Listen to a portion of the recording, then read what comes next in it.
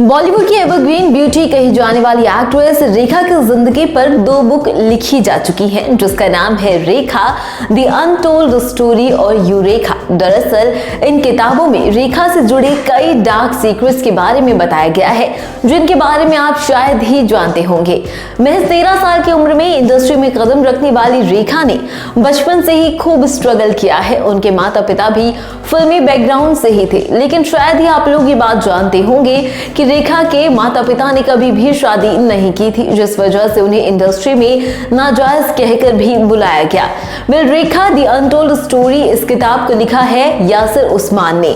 यासिर उस्मान की किताब में रेखा के लव रिलेशनशिप के बारे में और उनकी शादी की सच्चाई के बारे में लेकर काफी कुछ लिखा गया है। इस बुक में रेखा के पहले पति यानी कि बिजनेसमैन मुकेश अग्रवाल के बारे में लिखा गया है कि रेखा के पति मुकेश अग्रवाल रेखा के बहुत बड़े फैन थे और वो रेखा से बेइंतहा मोहब्बत भी करते थे।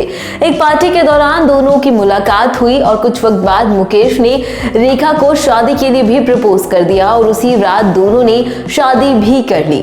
लेकिन कुछ ही वक्त बाद दोनों में आपसी मतभेद होने लगे और रेखा ने अपने पति से तलाक लेने का भी फैसला कर लिया और इसी बीच उनके पति को बिजनेस में भी काफी नुकसान हुआ, जिसके बाद एक तरफ रेखा से तलाक और दूसरी तरफ बिजनेस का घाटा। ये सदमा उनके पति बर्दाश्त नहीं कर पाए और उन्होंने अपने फार्म हाउस में पंखे पर रेखा के दुपट्टे से लटक कर अपनी जान दे दी और उस दुनिया को भी अलविदा कह दिया। जिसके बाद रेखा के पति के सुसाइड नोट ने काफी कुछ बदल कर रख दिया। उस नोट में उन्होंने अपनी मौत का जिम्मेदार रेखा को ही बताया।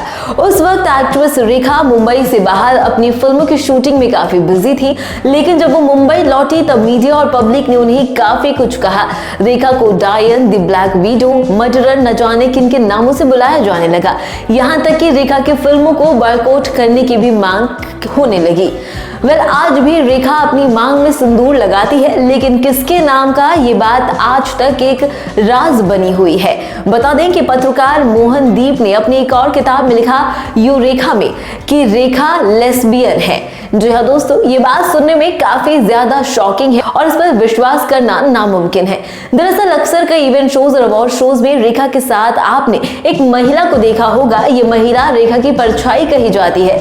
इस महिला का नाम फरजाना है, जो कि करीब 32 सालों से रेखा के साथ है। मोहनदीप ने अपनी किताब में रेखा की जिंदगी के बारे में लिखा है कि रेखा और उनकी सेक्रेटरी फरजाना ने काफी करीबी संबंध साझा किए हैं। बता दें कि फरजाना का पहनावा बिल्कुल आदमियों की तरह है। इतना ही नहीं, रेखा के बेडरूम के बारे में भी इस किताब में कई सारी बातें लिखी गई हैं। किताब के मुताबिक रेखा के बेडरूम में कोई नहीं जा सकता, तो वहीं फरजाना को उनके बेडरूम में जाने की पूरी छूट है। रेखा और फरजाना के रिश्ते पर मोहनदीप के अलावा पत्रकार मालविका संघवी ने भी ये कहा है कि रेखा के लिए फरजाना एकदम परफेक्ट लाइफ पार्टनर है। इसके अलावा भी बॉलीवुड के एवरग्रीन ब्यूटी रेखा का नाम कई दिग्गज कलाकारों के साथ जुड़ चुका है। जी हाँ दोस्तों, सदी के महानायक अमिताभ बच्चन और रेखा की लव स्टोरी के बारे में तो सभी जानते हैं और कई बार रेखा इस बात को खुलेआम स्वीकार भी कर चुकी है कि वो अमिताभ बच्चन से बहुत प्यार करती हैं। कहा तो ये भी जाता है कि आज भी सदी के महानायक अमिताभ बच्चन रेखा के घर आया जाया करते हैं, लेकिन पब्लिक प्लेस पर उन्हें नजरअंदाज करते हैं। इसके अलावा उनका नाम एक्टर जितेंद्र, शत्रुघ्न सिन्हा और बॉलीवुड के खिलाड़ी यानी कि अक्षय कुमार के साथ भी जुड़ चुका है। यहां तक कि एक्ट्रेस रेखा का नाम दिवंगत एक्टर विनोद मेहरा के साथ भी जोड़ा जा चुका है। साल 1980 के वक्त कुछ फिल्मों में एक साथ काम करने के बाद दोनों एक दूसरे से प्यार करने लगे, जिसके बाद दोनों ने चोरी छुपे कोलकाता में शादी भी कर ली थी। लेकिन जब रेखा एक्टर विनोद मेहरा के घर उनकी पत्नी बनकर पहुंची, तब विनोद मेहरा की मां ने रेखा का स्वागत करने के बजाय रेखा पर चप्पल फेंक कर मारी, उन्हें भद्दी भद्दी गालियां भी दी, जिस वजह से एक्ट्रेस रेखा काफी ज्यादा डर गई थी। तो दोस्तों, देखा आपने कि किस तरह से एक्ट्रेस रेखा भी अपने वक्त में काफी सारी कंट्रोवर्सीज का हिस्सा बन चुकी हैं। आज भी एक्ट्रेस रेखा के सिंदूर लगाने का कारण इंडस्ट्री में काफी बवाल मचाता रहा है।